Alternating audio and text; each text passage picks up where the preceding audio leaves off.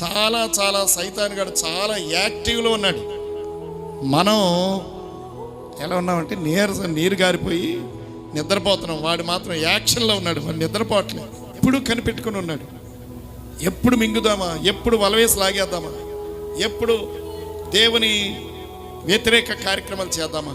ఆ రాజకీయ నాయకుడు విజయ్ అనేటువంటి యాక్టర్, అతడు రాజకీయ ప్రచారంలో వెళ్ళినప్పుడు అతను చూడడానికి ఆ తొక్కిసలాట ఫ్యాన్స్ కదా, ఎంత 39 మంది చనిపోయారంటే వాళ్ళు అనుకున్నారా చనిపోతామని?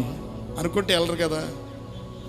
మనం కూడా అనుకోము కదా. తెల్లారు లేచాక ఏమవుతుంది మనకు తెలియదు.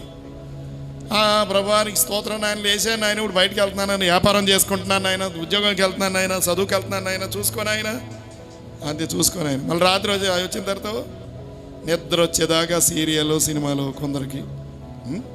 కొందరికి మొబైలు ఇలా పట్టుకొని అలాగలా కాలక్షేపం. కాబట్టి ఈ రోజున ప్రభువు మనకు నేర్పుతున్నటువంటి సంగతి ఏంటంటే, దేవుని యొక్క తీర్పు వాళ్ళ మీదకి వచ్చేస్తుంది.